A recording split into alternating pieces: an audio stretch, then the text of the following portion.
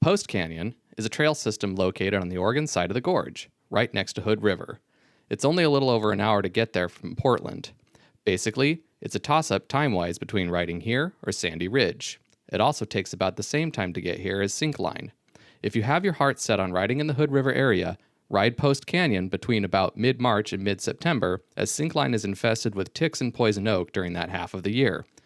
If the forecast calls for high winds, don't ride in Hood River. Getting here is easy. Just type Post Canyon Trailhead into Google Maps and it takes you right there. There are a couple of places to park at Post Canyon if you're carrying a mountain bike. Inexplicably, lots of people seem to like parking at the bottom of the dirt road, right where the pavement ends. This bottom parking area only makes sense if you're not planning on riding any higher than the mountain bike specific trails. Otherwise, it adds a mile of needless road climbing with the return trail that roughly parallels the road and is objectively not a lot of fun because it has no flow to it. The best place to park, if it's not already full, and it is usually full, is the Seven Streams staging area. This parking area should be much larger than it is because it makes the most sense to park here if your intention is to get the most out of the trail system. But for whatever reason, it's the smallest of all the staging areas. From the Seven Streams staging area, it's 1.5 miles and 400 feet of elevation gain up the Seven Streams Trail on the south side of Post Canyon to the Family Man staging area. There are multiple steep switchbacks on this section, and when you finally get to Family Man staging area, you'll think you've peaked in elevation for the whole ride. In reality, you've only just gotten started. The worst is yet to come. Family Man does have a decent parking area that doesn't fill up too quickly. It's a great place to work on riding skinnies and mild step downs. There's also a pump track and a mini jump line. If you're a family person looking for a place to train your kids how to ride a bike, this is the place to do it, hence the name, Family Man. Although I'm not sure why they had to be all gender exclusive about it, mountain biking is a sport for all genders. Family Man is a skill development center for riders at all levels. From the Family Man staging area, ride Trail 100L, which is the wide one, and stay mostly but not all the way to the right. This is definitely where you'll encounter the most major frustration everyone who isn't a local experiences with this trail system, which is that the trails are a network of spaghetti and they're difficult to make sense of. Indeed, this video details but one of many other possible loops or stacked loops or lollipops or figure eights and numerous out and backs that are possible in this system. Furthermore, there are no decent maps for this system. The adventure map I bought lists only trail names, whereas trails in this system are all labeled with numbers. Why the editor of this map didn't think to put trail numbers on it that correspond with the numbers on the signs in the recreation area is utterly baffling. But no bother. A combination of the adventure map along with Strava and the Trailforks app should eventually get you back to the car when you get lost. Trail 100L eventually comes to this intersection with 106.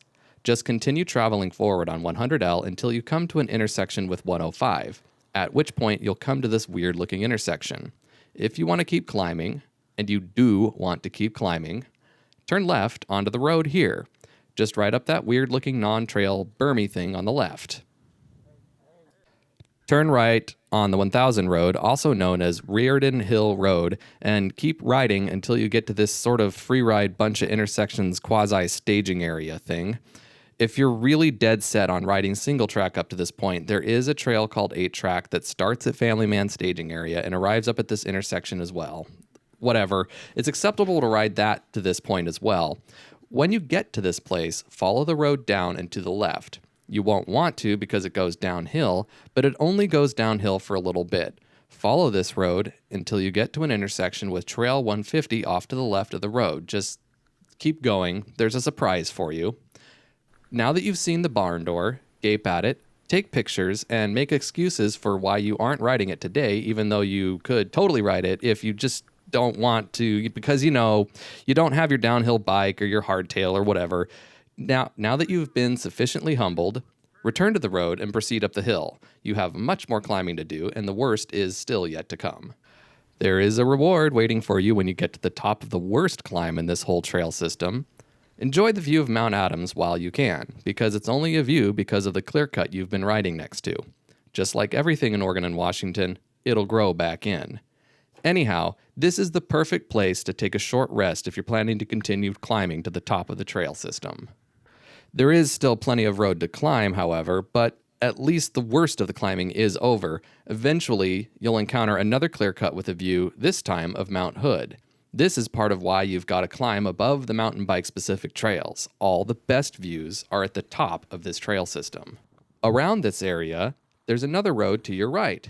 Climb that road to this trailhead, number 140.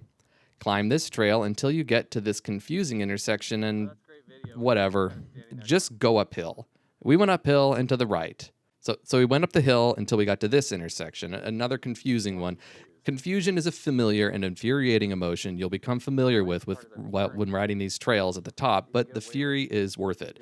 We went left because left goes uphill.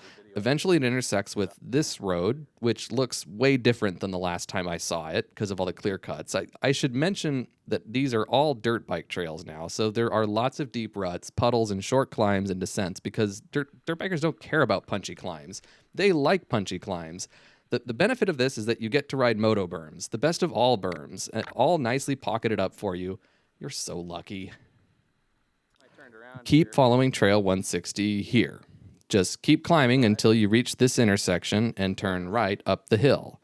Just a little ways up this hill is the highest point you'll be climbing for the day.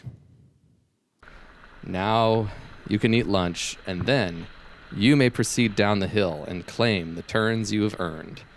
You won't get far before you have to stop and take pictures, although if you're short of time, the better viewpoint is after the next trail intersection. Like I said, this is Moto Trail, and it rides downhill like Moto Trail. It's rocks and soil, and the most hero dirt in this section is definitely found in late spring and at the latest, before it all turns to dust in the summer. After you cross this little road and get to the next section, you'll learn really quickly why it's labeled Baby Heads on the Trailforks app. It starts out all tame and pretty in this little grove of trees, and then, it opens up onto a clear cut, and this is where the fun starts. But not before you get to stop and admire the best view on the whole ride, looking down at the Columbia River. Even the bridge at Hood River is visible, and if you look really carefully, you can see all the way over to Coyote Wall, all those suckers over there at Syncline with their off-leash dogs and their tick bites.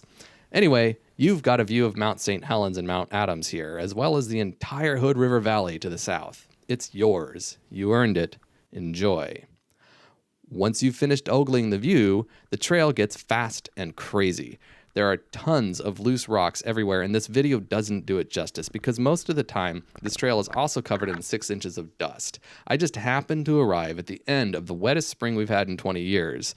Admire this trail and ride it for what it is, but know that even though much of what you encounter in other trail systems pales in comparison to this, the insanity has only just begun because you're not going to continue on Trail 160. Once you get to the gravel road at the bottom of the Baby Heads, turn left until you see a trailhead on your left just around the corner. This is Hidden Trail, the craziest, steepest, gnarliest, bestest trail in the whole system. POV video cannot do this trail justice. No video can truly do this trail justice. You must experience Hidden Trail to understand it. Do not ride your dirt bike down Hidden Trail. Do not bring your beginner friends down Hidden Trail. People stand alongside this trail just to watch idiots like you attempt this trail. When you get to the bottom of Hidden Trail, proceed down Trail 133 until you reach an intersection. You can go either way. They both go to the same place. It's more Moto Trail, but this time with more Moto berms than the last couple trails you rode, so it's better. It's not as rutted out as some Moto trails can get. It's still lots of fun. Again, this one gets ridiculously dusty as soon as it dries out, even a little bit. Also, the day I rode it was in serious need of buffing as I got smacked hard in the face by quite a few branches on my way down. Wear safety glasses. Once you get to this confusing intersection, turn right.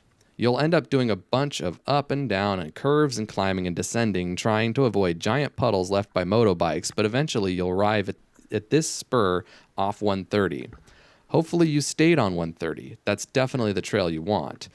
The trail does this fun downhill thing with a couple of hidden gap jumps. Don't just go taking any kicker. Just don't just go taking any kicker on this section because the gaps aren't all they're not obvious at all. This section is dangerous for that one reason. After some riotous curves to the left and to the right, it'll drop you off at this intersection. In front of you is Forest Service land with unofficial trails that sort of just peter off into the woods in multiple directions and kind of rudely drop you into a hole that you'll have to climb out of with no guidance from any of your mapping apps. So stay out of there and turn right instead. Here you will find Blade Runner, the second best trail in this system. Aptly named, Trail 135 follows exposed side hills to a tight single track on a knife edge to a super steep descent with a wood feature you'll be too afraid to hit. But when you go to the left instead, you'll find that caution was not the better part of valor in this case, because right under this friendly-looking step-down is a gnarly old tree stump just waiting to send unsuspecting riders tumbling down a 45-degree steep slope. But oh, this descent. This is so good. This is why you ride a bike, right? This is where joy comes from. Just like skis on a steep, snowy slope, a bike is the best tool for descending this section of trail. If you're on a mountain bike, this is your territory. This is what you came for.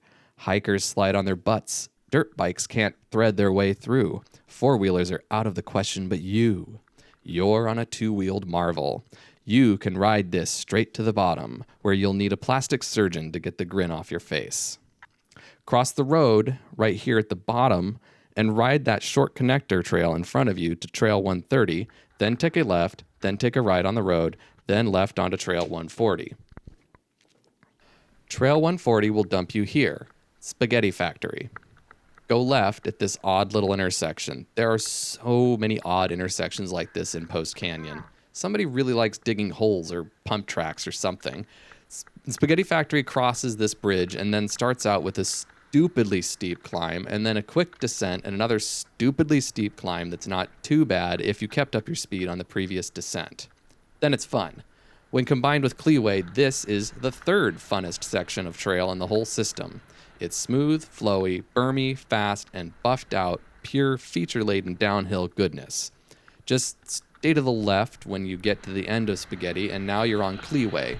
Ignore the weird dudes with cameras. You can cut loose on this trail. There are no hidden obstacles, no poorly executed flow, and it's all exposure along this side hill the entire time. Everywhere you need one, there's a berm to catch you. Everywhere you want one, there's a table to launch you. There are almost no brake bumps because you needn't use your brakes on this fine strip of dirt. It's so well designed, you can just deftly huck, jump, shroup, and steer yourself straight to the bottom. This trail's got big berms, and you can rail them all the way at the top. If you parked at 7 Streams, you're back at the car. It's still smiling.